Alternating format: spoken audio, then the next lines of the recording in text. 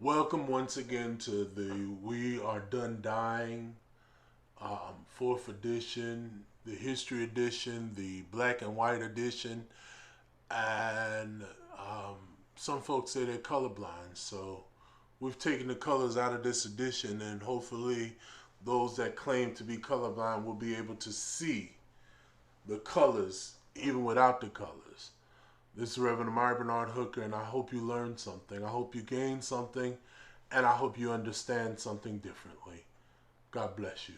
We want to let the world know that these words describe what we mean and what we are determined to do about racial injustice. One is the word all. We don't want some of our rights. We don't want a few token handouts here and there. We want all of our rights.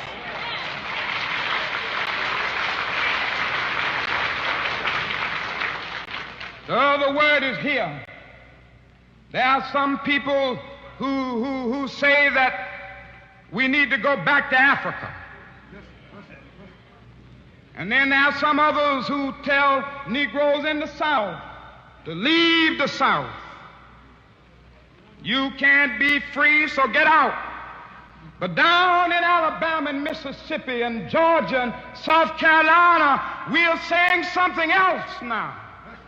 We want all of our rights, and we want all of our rights here in Alabama and Mississippi and South Carolina.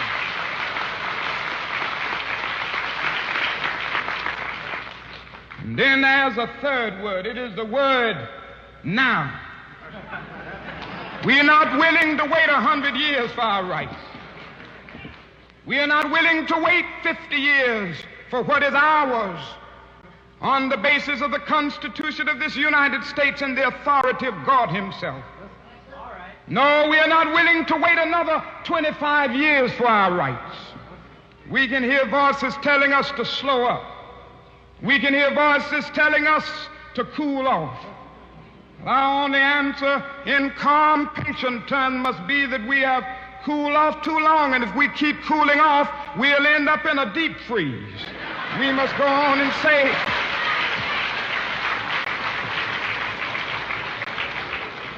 no, what we are saying to this nation is that we want all of our rights. We want them here, and we want all of them not next year, not next week, but we want them now, at this hour. This is what we're saying. I realize that this is a rough road, but a catalyst for change in a society is usually persona non grata with those who have been the beneficiaries of the system.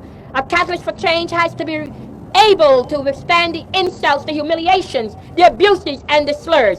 What's wrong with my running for president of this country? After all, for 15 years, I have been the ghostwriter for a lot of them.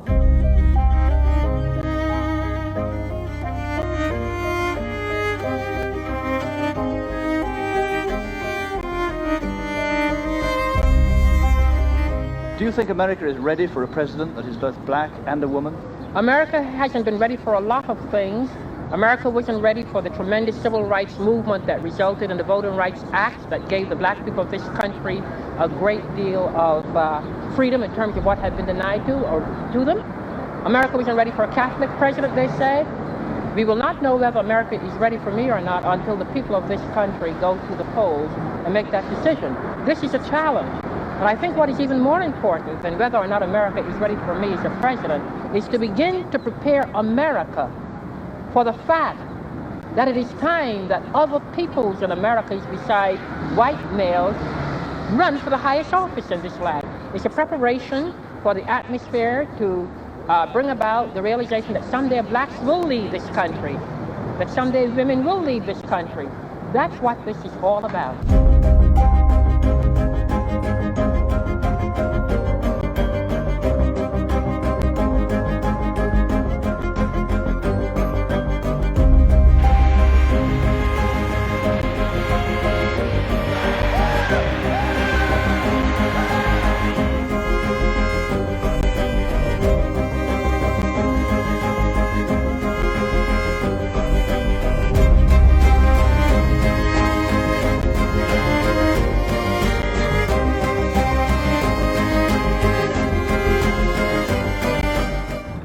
Why do you want to be President of the United States? I want to be President of the United States because I'm very concerned about the direction in which this country is moving. I think that there has come the time in America for a new kind of moral leadership, if you will. Not a leadership that operates on the basis of political expediency, or a leadership that operates primarily on the basis of patronage, or leadership even on the concept of you'll scratch my back if I'll scratch yours. The American people are interested in leadership that has integrity, leadership that does not have a credibility gap, leadership that if even from time to time they do not always agree with that leader, they know that the leader is honest and sincere with them. I represent that kind of leadership on a national level that dares to say that I am going to run and try to capture the presidency of this country.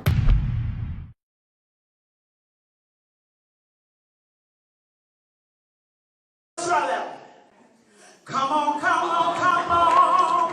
Don't you want to roll? Come on, come on, come on. Don't you want to roll? Come on, come on, come on. Don't you want to roll? Oh, yes, I want to roll. Come on, come on, come on. Don't you want to roll? I said, come on, come on, come on. Yeah, come on, come on, come on. Don't you want to go? Oh, yes, I want to go. Well, stop complaining, come on. Don't you want to go? I said stop complaining, come on. Don't you want to go? Stop complaining, come on. Don't you want to go?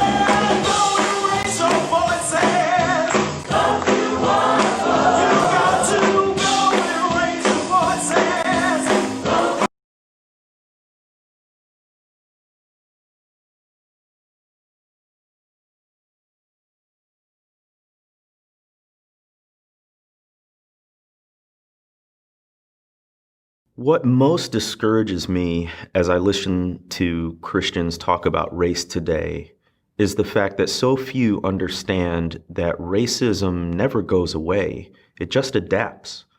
So I think a lot of people think of racism strictly in terms of segregated schools, race-based chattel slavery, those kinds of overt forms of racism without realizing that even though the laws changed, people found ways to get around the law. Let's not forget that Brown v. Board desegregating public schools was passed in 1954.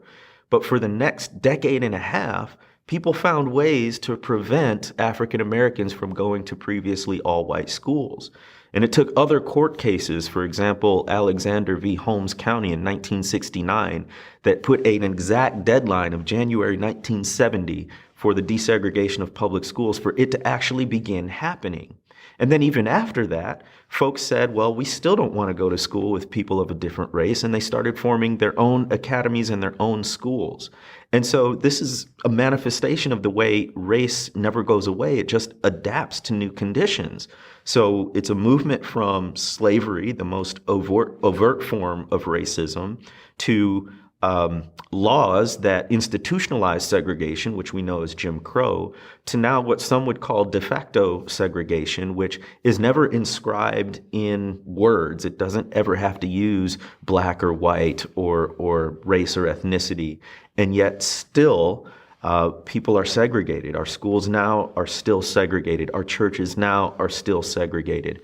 And so the idea that because, some laws were changed, which are good, it affects behavior, and I want those laws, but to say that the human heart has changed is erroneous, and not to be able to see the way racism manifests itself in systems and institutions is very disappointing.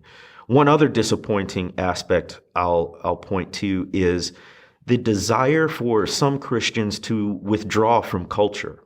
They see changes, whether ideological changes that we see in increasingly secular society, a non-Christian society, in some cases, even an anti-Christian society. And the solution is, well, we've lost power, so let's go away and form our own groups where we still have power, even if it's in just a smaller setting. I think the way forward, and this is coming from a racial minority perspective, we've always had to engage with a group that in some senses wanted to marginalize us. And so we never had a choice but to engage in the broader culture that wasn't always friendly. And I think going forward in the 21st century, Christians ought to think very critically about strategically engaging and withdrawing and what that means and what that conveys, especially in light of the gospel, the evangel. How are we actually drawing others to us if we're continually separating ourselves from the people who need the gospel the most? As far as what encourages me about Christians and the conversation about race, I think I'm increasingly understanding that there doesn't need to be a lot of people to make a difference. Jesus talks about the kingdom of God being a mustard seed, the smallest of seeds, and yet it grows into a mighty tree. And I think that's what we're seeing. We're seeing a mustard seed movement. It is a multiracial, multi-generational, gender-inclusive movement that is like nothing we've ever seen before.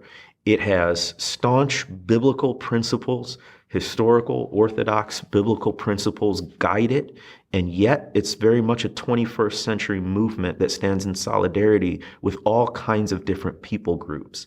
I think it's minority-led. I think women have a strong voice in this movement. And there's not a large group, but it's a significant group. It's a powerful group. And so I see Christians genuinely committed to racial reconciliation, truth, and justice. I'm seeing more and more Christians from the racial majority committed to these things. And so it doesn't take a lot of us, but it's happening. And I urge others to join the movement of God's Spirit in our day.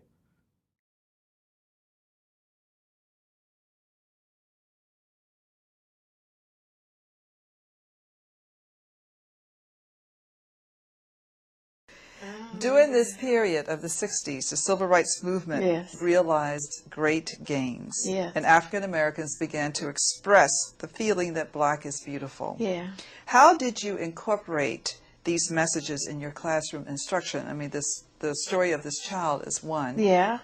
And in any instance, and not only in the classroom, but also in the church, I mean the broader church. And we began to have integrated schools of mission, and I've been teaching at those. And I remember that it was just very important to help young people know that they could be somebody. And one of the things that I remember coming into the school one morning, and a teacher was ahead of me. She happened to be white. And she said to this boy, young man, take your hat off. And, of course, that day's gone now. And he cursed her out. And I was right behind her. I just took his hat off of him. And he turned to me and he said, give me my hat. I said, no, you're not going to talk to any teacher like you talk to that teacher. And he said, well, what you got to do with it? I said, well, you were asked to take your hat off, and you should take it off anyhow. This was a black child? Yeah, black boy, and he was mad about something when he got to school. So I said, I'll be in the room. I told him what room I was in. He was a 10th grader, and I was teaching 12th grade classes. And I said, I'll be in my room, and you can come get your cap. Whenever you say, Miss Kelly, please give me my cap. And he said, oh, Miss Kelly. And he was so mad, but he didn't say the words to me. He just cussed that woman out. And so he finally came, and he had talked to some of the other kids. He came after each class. And by the time the last class came, he came to me and said, why didn't you tell me you were colored? He said. I said, well, I know I am, and now you know I am. But, and I said, and don't ever talk to any teacher. I don't care what color she is. Like you talk. And a year later, I was running down the steps, and he was fussing with another. They were just teasing one another, and he called this guy MF, And he turned around and saw me and said, oh, Miss Kelly, excuse me, that was a Freudian slip. I said, as long as you know who Freud was, you can get by with it. But I never taught him. He never was in my class. But I mean, being there with the children and for the children. I remember I worked with Head Start. No, not Head Start. Upward Bound at Virginia Union in the summers during those days. And one of the young white teachers, French teachers, said to me, I wish you could tell me how to get through to this girl. I have a feeling that she knows what she's doing, but all of her, she fails every test I give. And I said, have you ever touched that child? I said, the next time she has a test, when you go by, just put your hand on her shoulder. I said, there's some kind of foolish law that the downtown Board of Education has passed that don't touch these children. And you can't teach a child without touching a child. And I said, just walk by. If you think she can do it, if it's in her, and I had her in Upward Bound, and I knew it was in her. And she came back and she said, I want you to help me mark her paper. Watch me mark her paper. B+. Oh. And she had not failed a test all year. Just by being touched. Just by being touched. I said, she's got to know that you're interested. These kids come up here fighting a battle. Yes. That is not their battle. Yes. It's a battle that they have inherited. That's right. That's right. So I think that's all of that is important. Yes. And I'm grateful that, some kids make it and some kids don't. But our kids have have inherited so much. Just to feel supported and just to feel support. And she said, but that was such a little thing to do. I said, I know, but don't just do it to her, do it to all your students. Yes. But especially those, and you may not, I said, you don't know this girl's background. Yes. You don't know the kind of abuse she has known. I think most humans thrive when they're touched. Yes, of course. Yes. And it's just a matter of putting your hand on their shoulder. Exactly. And she said, how are you doing? And but I said, that did it. And later she talked to her. But that's why it's because of the young people that you continue to do. I know that at 83 you ought to stay home and no. But unless I just cannot make it anymore, I will still go. Everybody's got a right to live. Everybody's got a right to live. And before this campaign fails, we'll all go down to jail. Everybody's got a right to live. Everybody's got a right to live, to live. Everybody's got a right to dream, to dream. Everybody's got a right to love, to love.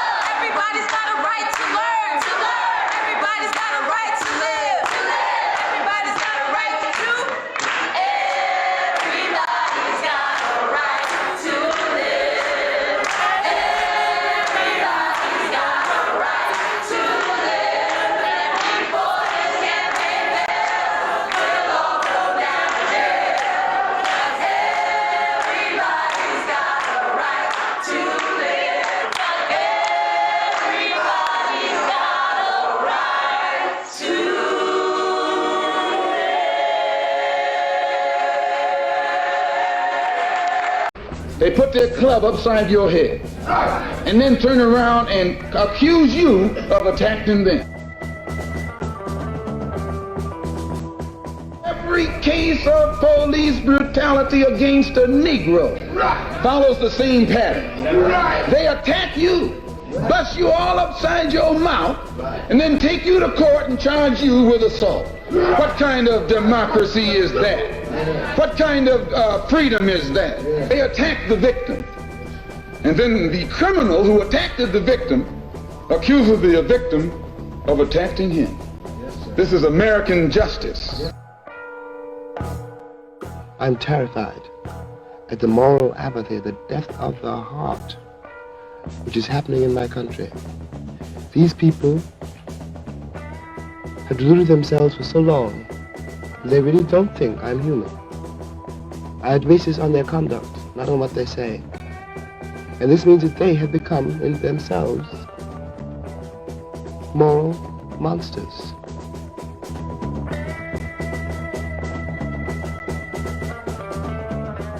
If you are a black person and live in the black community all your life and walk out on the street every day seeing white policemen surrounding you, and when you live under a situation like that constantly, and then you ask me, you know, whether I approve of violence. I mean, that just doesn't make any sense at all. When someone asks me about violence, I just find it incredible, what it means is that the person who's asking that question has absolutely no idea what black people have gone through, what black people have experienced in this country. I may be in jail, but I am somebody. I may be an educator, but I am somebody. I am black. Beautiful, proud. I must be respected. I must be protected. I am somebody.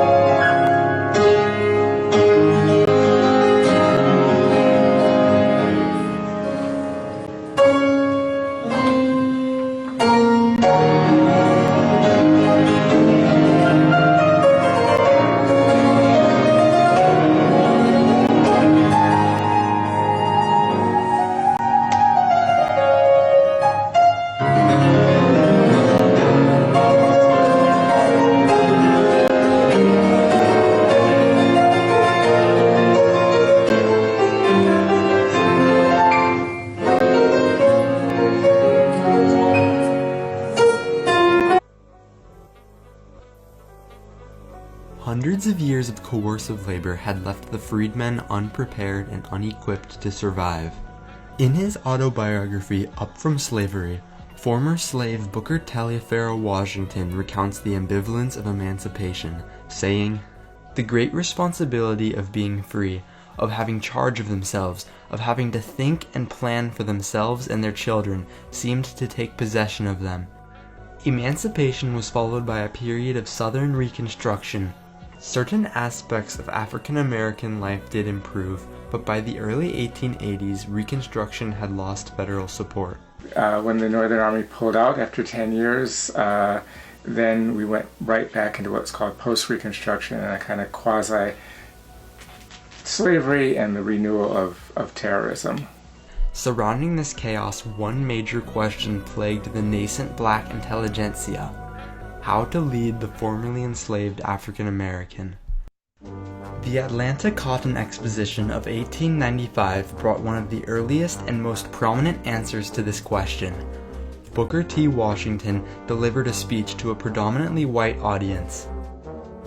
Those of my race who underestimate the importance of cultivating friend relations with the southern white man, who is their next door neighbor, I would say, cast down your bucket where you are. He urged African Americans, said, look, don't worry about the vote. Don't worry about equality right now. What we need to do is build ourselves up economically, prove ourselves, and then over time we will get what we want. He advocated an industrial education for the black youth rather than a liberal arts education, striving to prepare them for life as laborers rather than as intellectuals. In return, he asked that the white leaders sponsor this free industrial education and allow blacks due process of law. Washington's speech was met with harsh criticism from intellectuals of the North. Sociologist and statistical analyst William Edward Burghardt Du Bois felt that Washington's approach unnecessarily conceded African Americans human rights, coining Washington's proposal the Atlanta Compromise. And Du Bois, in his list of charges, he says, what's the result of what you're saying? The year after we get Plessy versus Ferguson, right? Supreme Court embrace of segregation. In his collection of essays, The Souls of Black Folk, Du Bois connected Washington's speech to three principal detriments to the Southern black community. 1. The disenfranchisement of the Negro. As Washington had conceded the right for blacks to vote, the years after his speech saw a sharp decline in African American voters. 2. The legal creation of a distinct status of civil inferiority for the Negro. 3 years after Washington's speech, a newly elected black mayor was violently overthrown by white Democrats in Wilmington, North Carolina, the only coup d'etat in the history of the United States. 3. The steady withdrawal of aid from institutions for the higher training of the Negro. While white entrepreneurs did funnel money into Washington's Tuskegee Institute, increasing its annual endowment from $2,000 to $1.5 million, funds were diverted from black liberal arts institutions, leaving the African American community at a critical intellectual disadvantage. In 1905, 12 black intellectuals met at Niagara Falls to discuss the growing need for a nationwide activist organization to oppose Washington's accommodationism. In his Declaration of Principles, Du Bois states, "We believe that this class of American citizens should protest emphatically and continually against the curtailment of their political rights." Out of Du Bois's Niagara movement emerged the National Association for the Advancement of Colored People, or NAACP. Recent evidence uncovered by Lewis Harlan shows that Washington did engage in activism in ways that he was safely able to. He criticized segregation using pseudonyms in letters to newspapers, and he secretly funded derailments of racist legislation. His environment forced him to advocate activism only in secret, but Washington understood the fundamental flaws of accommodationism. With the onset of the First World War, the early 1920s brought mass migration of African Americans to northern cities such as Detroit, Chicago, and New York, igniting a period known as the Harlem Renaissance. Being in the North introduced blacks to vocal activists such as Du Bois and organizations intent on change like the NAACP. The Second World War also pushed blacks toward Du Bois. World War II was a conflict fundamentally rooted in human rights. There were a lot of, I guess you'd say, more liberal whites who became increasingly uncomfortable with the racial segregation, because increasingly it looked to them like, well, what's going on in the South looks a lot like what's going on in Nazi Germany. This convergence of widespread sociological reevaluation of America heightened tensions. Realigned under the leadership of Du Bois, blacks started to trust the strategy of political activism. The United States would need just one act of defiance in Montgomery to be launched into a revolution.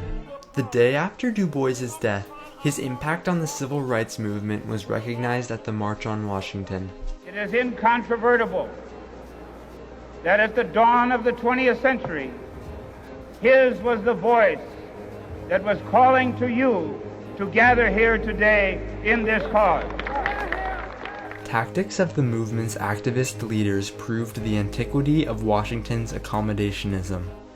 Non-cooperation with evil is as much a moral obligation as is cooperation with good.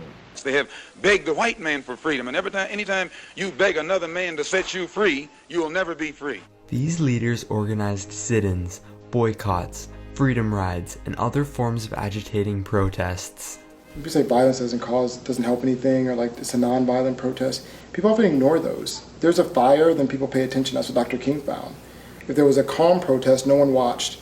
But when everything went south, kids getting blown down the street with water hoses or dogs out, now the nation watches. As white support began to build in favor of racial equality, Du Bois's dream came closer to fulfillment. Although Washington's leadership did not lead to these advances, his motives can be understood. Booker T. Washington's gradualist approach has to be thought of in conjunction with the day-to-day type of terror that he was experiencing in the South that perhaps Du Bois was not experiencing on that magnitude in the North. But today, these threats are far less prevalent.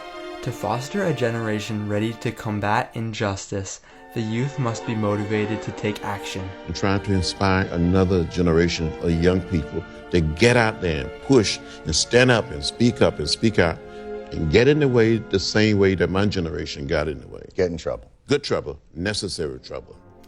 We can't engage in a useful consultation if we don't tell the truth. And the problem is, as it's in the news now, how falsehoods can spread and they can metastasize and they can cause tremendous damage. But America is a phenomenal place. One nation under God. Send us your poor, your tired, your huddled masses yearning to breathe free. These are really noble principles, if only we lived by them. How does one reconcile the principles of a nation that prides itself on freedom and democracy and commits genocide against natives and enslaves Africans? How does one reconcile the contradiction? Because that contradiction, you see, produced cognitive dissonance. And cognitive dissonance occurs when you are simultaneously holding contradictory ideas, beliefs, attitudes. One of the comments that you made was having each other's back. Could you expand on that a little more? If you can create the divisions, then people take those and take advantage of them. But if you can't divide the people, you have an army. So the point is to bring people together, to unite people. And I tell people this, we don't have to all agree. We don't have to. You don't have to co-sign everything I do, but stay in the room. I still got you. Epigenetics basically looks at how the environment shapes our genes. And what they've been able to discover is that we can actually transfer in our DNA, transmit it through generations, dreams, nightmares. We can transmit trauma. What are some of the things that we can do to eliminate some of these normalized survival instincts? And in turn, are there any other examples? The answer is when you see adaptive behaviors, just a few of them. Oh, he was really attractive even though he was dark. She was pretty, she had good hair. Those are all symptoms of pathology. So we have to interrupt it. And that's something that all of us have to do instead of laughing about it or shaking our heads. It's not okay, it's hurtful. Exercise integrity in the moment of choice. When it's hard. Sometimes it's hard when the folks in the room don't have your back. My real work is about healing. And again, you can't heal what you don't understand. In order for healing to occur, this is not a philosophical thing I'm talking about here.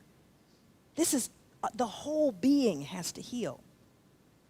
And that's very hard to do when you're still under assault. And that's what we're trying to do. Trauma is trapped in the DNA. So when I say we need to heal, if we do not heal, we doom future generations. And it has always been on the youth to change and move the world. Always has been. And I encourage them to do that very thing, to come together, to organize, to not allow themselves to be the victims of the divisiveness that often comes with politics, to understand our intrinsic connection as human beings, and to use that and to stand on it, and to make certain that they have a voice, and to speak truth to power. Yes, this is Reverend Hooker. I wanted to drop back in and tell you you can give and make a donation to Wesley Chapel, United Methodist Church, your local NAACP, Art of Poor People's Campaign. It takes money to make the movement happen. We just wanted to remind you of that. Thank you. There's something about an island, a body of water. It creates a special kind of dreamer, because they did not know where they came from in Africa. They dreamed of the whole of it, bring it all together in one piece. The seeds of Pan-Africanism, planted in the United States during slavery years, later flourish in the fertile soil of the British West Indies. Trinidad produced the three greatest Pan-Africanists: H. Sylvester Williams, C.L.R. James, and George Padmore. In Trinidad, they found the Pan-African League. H. Sylvester Williams would eventually call it Pan-African. He would call a conference in London in 1900. A few scattered Africans, a few people from the Caribbean, W. Du Bois from the United States. They did not ask for the independence of African states then. They asked for preparation. Give us the kind of education that will prepare us for eventual independence. They were reasonable, but they weren't listened to. And yet the conference made some kind of impression. After the first Congress, Du Bois would be the leading light from the second through fourth. But the most meaningful, the one that Du Bois called in Paris, as a result of this Congress, Du Bois came to center stage as the leader and theoretician of Pan-Africanism. Oh, somebody's hurting my brother, and it's gone on far too long. Yes, it's gone on far too long. Tell you it's gone on far too long. Oh, somebody's hurting my brother, and it's gone on far too long. And we won't be silent anymore. Somebody's hurting my sister, and it's gone on far too long. Yes, it's gone on far too long. Tell you it's gone on far too long. Somebody's hurting my sister,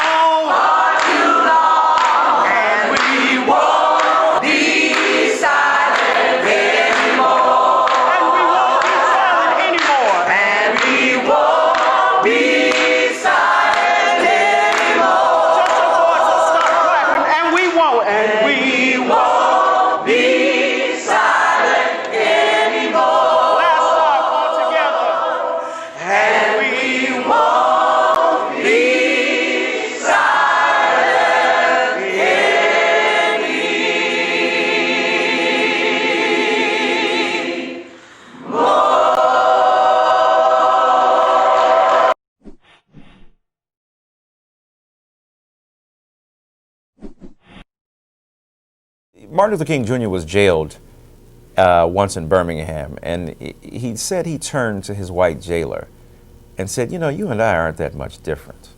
There's not a huge gulf that separates us. You don't have control over the institutions which govern your life. You don't have a basic say-so in American democracy, and yet the dominant forces of white supremacy manipulate you into believing you are my enemy. And unfortunately, that's a strategy that hasn't changed from Nixon and before Nixon, George McGovern before that on the Democratic side and the Republican side. And so I think what we have to tell our white brothers who are working class, blue collar cats, is that you're in the same boat as most African American people, as most Latino people. You suffer from the economy equally. If you allow elite white politicians to manipulate you into believing that your real enemy is a black guy who works alongside you in a factory where you're both inhaling toxic chemicals that will lead both of you to die early, as opposed to this elite figure in the American political echelon or corporate structure that is living off of your anxiety about this black guy, you're going down to defeat. And I think what we have to say to them is that we're in a larger same boat in terms of class, in terms of some of the cultural values we share, even if we have different racial approaches to that. It's interesting that we have a language and vocabulary for race in America, but we don't have much of a vocabulary for class. And many people can't make that distinction. Black or white, what about poor or rich? What about health care or non-health care? And when we begin to break the numbers down, the number of white people on welfare, the number of white people who are poor, the number of white people who don't control the government in ways they'd like to see, and the number of white people who say, you know what, you want affirmative action, but why should your kid get an advantage over me? Or you want reparations, why should your kid get an advantage over mine when we don't have any economic wherewithal either? And I say to them, look, it's not either or. What's amazing is that right-wing conservatives become Marxists when it comes to the issue of race. Aha, you better watch out because those black people are taking money out of your pocket. How many black CEOs of major Fortune 500 companies are there? How many black senators in the Senate? How many even black Congress people? How many people where it counts for white people in terms of their livelihood are they subject to black rule? Not many. So when white people back up and begin to make an analysis about how they have been manipulated by these white elites, there will be the possibility of forging a much stronger link between progressive, working class, blue collar, white and black and Latino and red people as opposed to the continued manipulation of white working and corporate elites. We who believe in freedom cannot rest. We who believe in freedom cannot rest until it comes. We who believe in freedom cannot rest. We who believe in freedom cannot rest until it comes. Until the killing of black men, black mother sons is as important as the killing of white men, white mother sons. We who believe in freedom cannot rest. We who believe in freedom cannot rest until it comes. And that which touches me most is that I had a chance to work with people, passing on to others that which was passed on to me. We who believe in freedom cannot rest. We who believe in freedom cannot rest until it comes. To me, young people come first. They have. Thank you. Hey, Regina, how are you? I see friends. Please welcome to the stage Dr. Ibram Kendi.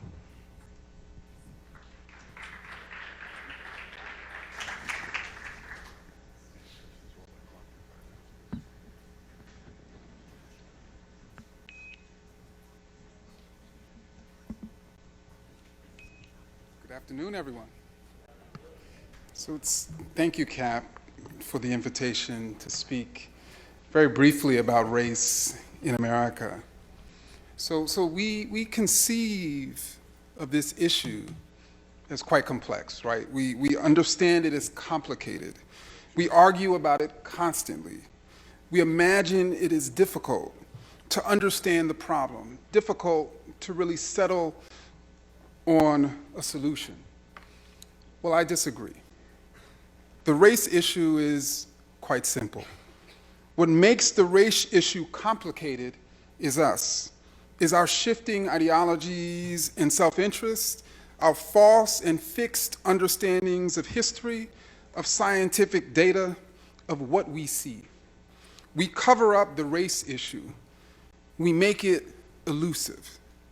But when we strip it naked, when we stare at its body, when we dissect it, when we understand the history that made it, the problem and the solution, the question and the answer appear rather simple. The central race question that we've been asking since the founding of this republic is this: why do racial disparities and inequities exist and persist in our society? Americans historically have offered two answers. The first, bad people. The second, bad policies. This is the central conflict over race in America: bad racial groups or bad discrimination. Either black workers have been twice as likely as white workers to be unemployed over the last 50 years because there's something wrong and inferior about black workers, or this racial disparity is the result of job discrimination, since the racial groups are equal. It is difficult to see this central conflict because we're not willing to admit a simple truth. When there are racial disparities, when there are disparities between groups, the only two causes are unequal groups or unequal policies governing the equal groups. It is difficult to see that America's central conflict is between racist ideas and anti-racist ideas, between those racist ideas that suggest certain racial groups are biologically, culturally, or even behaviorally superior or inferior, and anti-racist ideas that know the races are biologically the same, that equate cultural and behavioral and bodily difference. It is difficult to see that America's central conflict is between racist policies that produce racial inequities and anti-racist policies that produce racial equities. There's no such thing as a not racist policy, a not racist idea, or even a not racist person. There's really no neutrality in the racial struggle. The central conflict is between racism and anti-racism, which is as historic as it is enduring as it is obscured. We must see not only the undeniable march of racial progress away from slavery to the president's house, but the undeniable march of racist progress from slavery to the jailhouse. Racist progress has often followed racial progress, and that is how a Jim Crow could follow slavery. That is how a Trump could follow an Obama.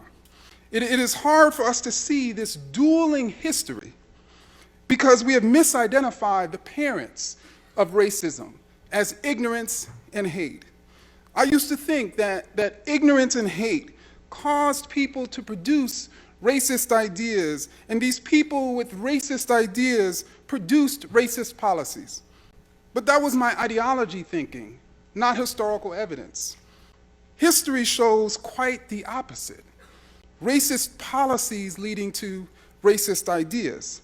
Time and again, powerful Americans produced racist ideas in order to justify the racist policies of their era that benefited them, in order to redirect the blame for their era's racial disparities away from those bad policies and onto bad people. Our racial disunity stems from our ignorance and hate. Our ignorance and hate stems from our racist ideas. Our racist ideas stem from our racist policies. The racial struggle is a power struggle over policy, a power struggle between racist and anti-racist, between those demanding racial privileges for a few and those demanding equal opportunity for all. This is the racial struggle in all of its nakedness. It is rather simple to see. The difficulty, of course, is winning the struggle. It's changing policies instead of people. It's creating an anti-racist America. Thank you.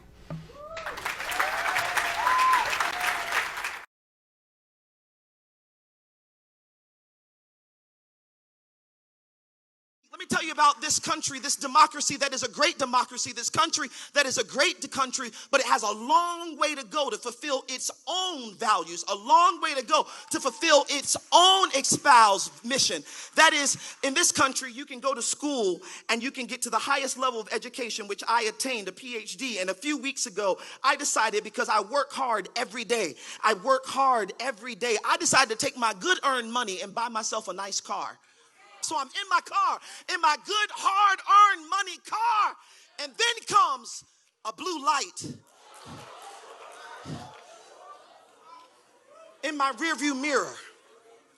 And I watched an officer who does not know me come up to my window and say, "Mister, I need to see your license and registration." And I got ready to reach for it, and he pulled his gun out. And I said, "Oh my God, I know how this ends. I know how this..." So I put my hands back and I said, "Do I have permission to do what you just asked me to do?" And the cop said, "Yes, you can now move." So I moved to get my license and my registration and my nice car after my hard-earned money. And I present him my registration and my Ohio State ID. I just want him to know I'm educated. Oops, sorry, that's not my driver's license. Right? They look alike. Right?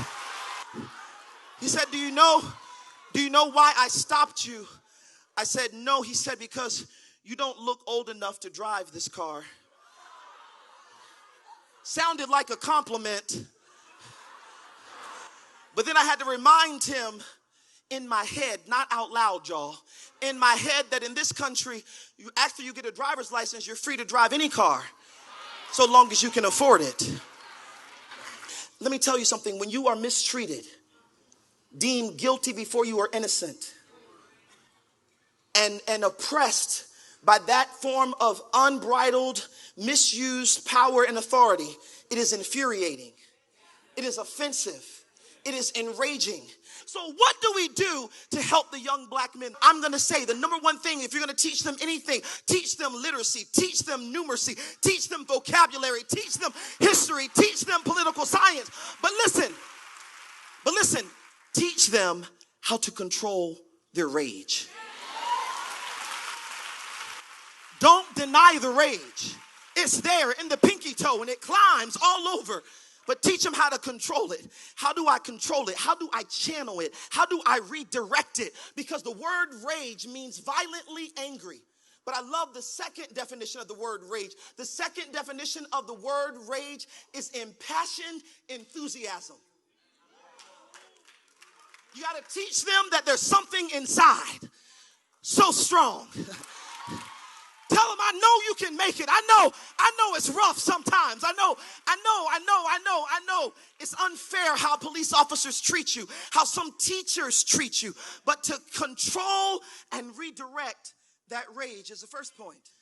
So we got to remember that while we're teaching them how to control their rage, giving them the language to have that conversation, they need words for that encounter with the police officer, that encounter with the neighbor. The reason why people fight is because words are not present for them to have the conversation. Give them the literacy tools so they can have the conversation.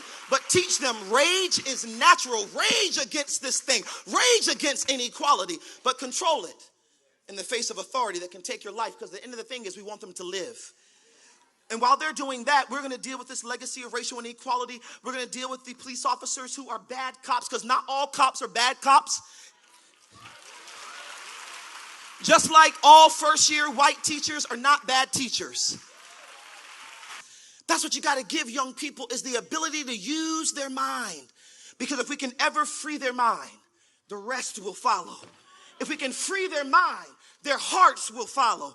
If we can free their mind, their minds will follow. If we can free their mind, their feet will follow. All we've got to do is simply tell them that we will pursue freedom and justice for them.